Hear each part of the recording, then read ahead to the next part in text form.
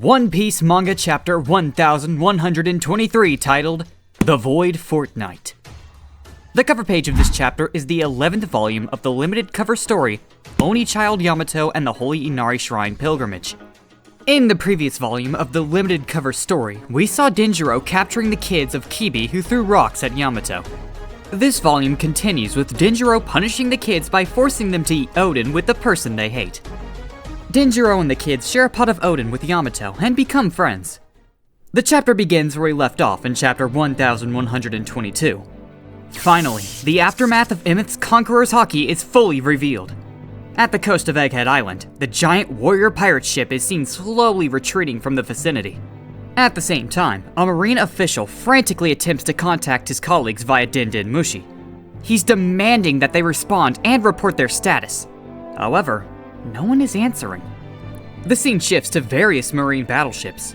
Inside the battleships, the lowly marines are still unconscious from Emeth's attack. S-Snake, who is still inside her protective bubble, desperately tries to wake Vice Admiral Pomsky, but her efforts are in vain. She wants him to chase the Straw Hat Pirates, who are currently escaping. In chapter 1119, the Seraphim and Cypher Pole agents were saved by St. Jew Peter. Since then, S-Snake and the others have taken refuge on the naval battleships. But because she can't escape from the barrier, S-Snake is unable to stop the Straw Hats' escape. But with Vice Admiral Dahl and the rest of the Marines being unconscious, there is no one left to assist her. If we go back to the previous chapter, Vice Admirals Pomsky and Dahl weren't immediately knocked unconscious by Emeth's attack. It's crazy that they eventually foamed their mouths and fainted. This goes to show how powerful Emeth's Conqueror's Haki is, and how the Vice Admirals do not stand a chance in its might. The scene shifts to the giant warrior pirate ship. A giant crew member peers through a pair of binoculars. As he observes the situation with the Marines, he can't help but be amazed. He immediately informs his captains that all of their enemies are down. Hearing the news, Bragi and Dory flashed a wide grin. Bragi is impressed by the information he just received. Dory even compares Emeth's Conqueror's Haki to Shanks. He says Emeth's attack was more powerful but didn't seem hostile towards them. Luffy, still in his Gear 5 form, chuckles heartily from a distance. He yells his gratitude to Emeth, thanking him for everything. However, Emeth didn't respond. He remains motionless and shows no signs of life. Despite this, Luffy is beaming with delight. At the same time, Dory and Bragi are fired up. With the Marines still unconscious, Dory urges his crew to set sail. Bragi is thrilled that they're finally leaving Egghead Island. Oimo, Kashi, and the giant pirates roar in celebration. Now that they've heard the order from their captains, they are raring to follow the command. In an epic double spread, the giant warrior pirate ship and the Thousand Sunny set sail for Elbaf. Excitement fills the air as they eagerly leave Egghead Island behind. And once again, the Straw Hat Pirates successfully escape from another Buster call.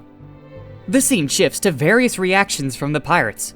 Bonnie, in her child form, sleeps peacefully on top of Kuma. Zoro leans back in complete relaxation. He is taking a breather after the fight with Lucci and Nazjuro. Meanwhile, Usopp is overwhelmed with emotion. Tears and snot streamed down his face as he and Chopper waved to Dory and Bragi from the deck of the Thousand Sunny. Luffy is now out of Gear 5 and transforms into an old, wrinkly man and is lying on Nami's lap.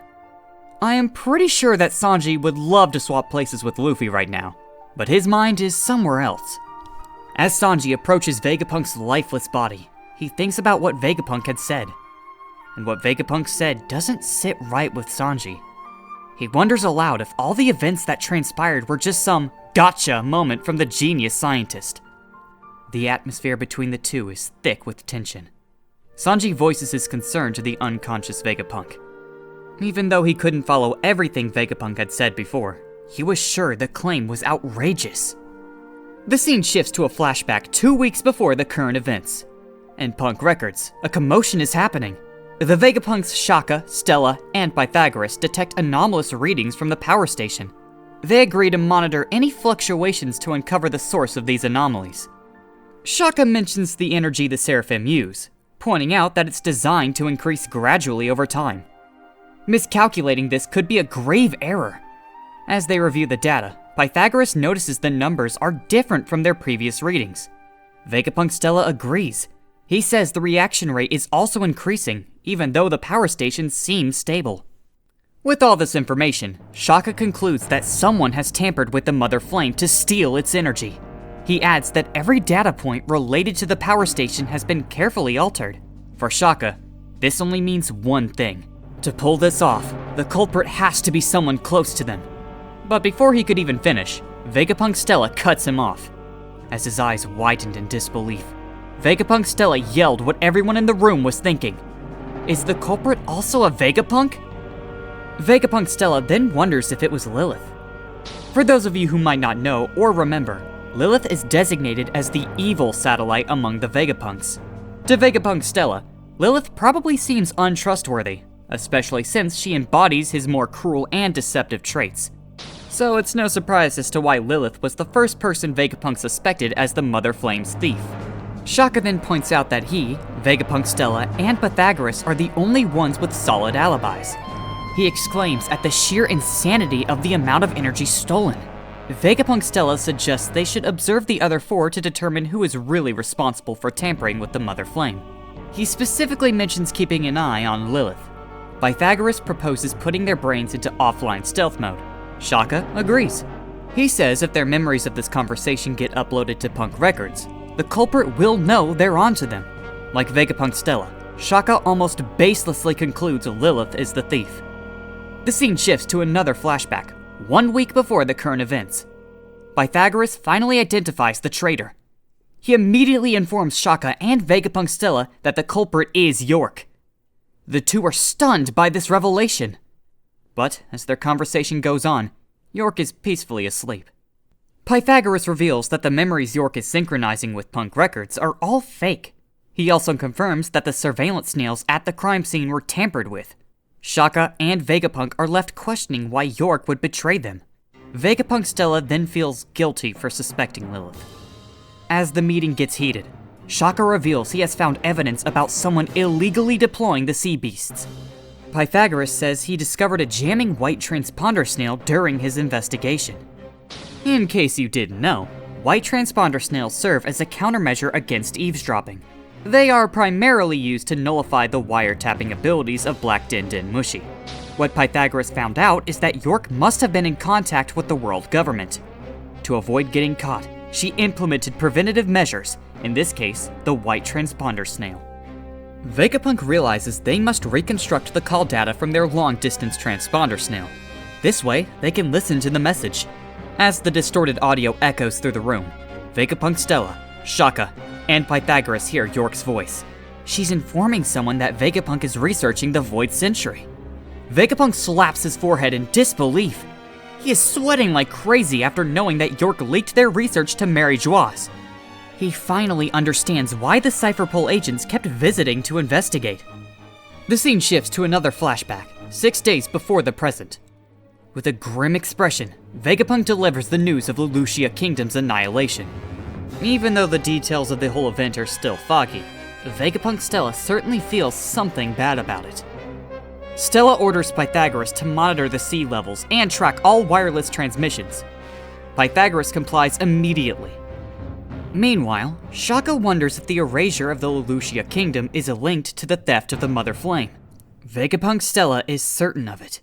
He believes that one of the weaponized sea beasts must have delivered the portion of the flame to the world government. Vegapunk Stella looks distressed. If he had to guess, he'd say the world government already has one of the ancient weapons. They must have needed the energy York stole from the Mother Flame to fuel it. Vegapunk Stella is struggling to voice his thoughts. After all, he is blaming himself. He considers himself a fool who lets his greed run amok. Especially when greed represents York, as Vegapunk Stella blames his own foolishness. Shaka and Pythagoras are at a loss for words. They are left speechless by Stella's remorse. But now that they know the traitor is York, Shaka wonders if arresting her will do any good. According to Vegapunk Stella, it is too late. Her motives are irrelevant. After all, the world government already found out about their research. They will come to erase anyone who knows of the Void Century, including them. Vegapunk Stella believes York has proved her worth to the world government by handing over the Mother Flame. The best they can do now is to use that trust to determine their intentions. They must try to mitigate the damage at all costs. In the next moment, Shaka urges Vegapunk Stella to escape. If they act now, they have a high chance of making it. Instead, Vegapunk Stella orders him to prepare a boat for the residents to flee. After all, it is impossible for the Vegapunks to make it out of Egghead Island alive. Vegapunk Stella knows that the Marines have issued secret orders to bring them down. The Marines will surely chase them to the ends of the world. And when that happens, their inevitable deaths will be meaningless. As the scene shifts to the futuristic island called Egghead, Vegapunk Stella proclaims that they now possess something Ohara didn't have 22 years ago. With the advancement of technology, Vegapunk Stella claims that they have the means and equipment to broadcast their voices as far and wide as possible. As Vegapunk Stella rises from his seat, his mind races. He ponders the true nature of the world government. But the closer he gets, the more shrouded it becomes. In the next moment, Vegapunk Stella declares his will. If he must die, he will sell his life dearly. Vegapunk Stella then apologizes to Shaka and Pythagoras for dragging them into this. But Shaka dismisses the apology, reminding Stella that they are all Vegapunks too, just like him. In unison, Shaka and Pythagoras proclaim they are all thinking of the same thing. As we catch another glimpse of Vegapunk's consciousness, Shaka voices a lingering concern. He wonders aloud what death truly means for someone like them. Vegapunk Stella considers it a good question. However, he never gave it a straight answer. Vegapunk Stella then reminds Shaka and Pythagoras to protect their Cloudloft technology. They believe it will enable them to manufacture artificial island clouds. Stella adds that it will be crucial in saving humanity when the world sinks. The scene shifts to the scrapyard on Egghead Island. York spots Vegapunk Stella and asks what he's doing there. As she waves at the genius scientist, Vegapunk Stella finally notices her. At this point, Vegapunk Stella is modifying Emeth, the giant robot, to implant the transmission Din Din Mushi inside him. Vegapunk Stella casually dismisses it as if it were nothing of importance. He nonchalantly tells York that if their experiments to optimize the Mother Flame led to Emeth's revival, it would mark a significant breakthrough in their quest to create the perfect energy source. York beams excitedly, eager to reach that milestone as soon as possible. But behind Vegapunk Stella's smile, he secretly hopes their goal won't be perfected. The scene shifts to another flashback, 2 days before the present. Vegapunk Stella, Shaka, and Pythagoras begin recording. Shaka urges Vegapunk to speak. After testing the microphone, Vegapunk introduces himself as the world's greatest and humblest scientist. After the filming ended, the three step outside and are seen standing on top of Emeth. Shaka wonders if their revelations will come as a shock to the world. Vegapunk Stella thinks that is a possibility. Despite that, he believes that everyone has the right to know the truth. Stella doubts anyone would suspect a transponder snail hidden in an ancient robot. Regardless, Stella's death will trigger the broadcast to begin. The scene shifts to the Memory Mass Research Lab. Vegapunk Stella, Shaka, and Pythagoras are lying on the laboratory beds. Vegapunk Stella doesn't want anybody finding out their plan. Thinking that any abnormality in their behavior can spoil everything, Stella proclaims that erasing their memories is the safest bet. However, this also means they will forget about York's betrayal and the recorded broadcast. The three Vegapunks are fully aware of the consequences. They know they'll be surprised by the revelations all over again. Even so, Vegapunk believes in the countermeasures they have prepared. While Shaka fully agrees, Pythagoras just chuckles. Even if things go sideways, they know it'll be okay. As the memory erasure begins, the three declare that it will be their victory. As the Vegapunk Stella, Shaka, and Pythagoras wake up, they are confused. They wonder what they are doing in the memory research lab. Vegapunk Stella then finds a piece of paper in his handwriting. As he flips it over, he immediately reads it aloud. The note warns the three Vegapunks about the fortnight's worth of missing memories. It also informs them that the memory erasure was of their own volition. The writer thinks it'll be pretty amusing that Vegapunk Stella, Shaka, and Pythagoras will be surprised by what they'll discover. Vegapunk Stella can't help but let out a dumbfounded noise as he reads his own note. Finally, Vegapunk Stella reaches the crucial part of the paper. He learns that the world government has discovered their research into the Void Century. As Vegapunk Stella continues reading, he learns he has already taken the best possible precautions. Now, all that's left to do is to have faith and die. Their eyes left their sockets in shock. Vegapunk, Stella, Shaka, and Pythagoras stare at the paper in utter disbelief. They are struggling to process the absurdity of the information in front of them. But just as the paper is about to reveal one more crucial detail, Vegapunk Stella is cut off by a sudden report. Someone rushes in to inform him about Bonnie, the Straw Hats, and Cypher Pole's arrival. There's also alarming news about the marine battleships surrounding the island. They are led by none other than Admiral Kizaru and Elder Saint Saturn. Vegapunk is absolutely at a loss for words. He could only repeatedly yell, "What? What?" The scene shifts to the Vega Tank 8. Vegapunk is on his way to rescue Bonnie when he suddenly says he'll die soon. While Frankie doesn't react much, Atlas gazes at Vegapunk with determined eyes. At the same time, Sanji is taken aback by Vegapunk's grim statement. He asks if Vegapunk actually has a death wish. After all, Vegapunk doesn't want to be rescued.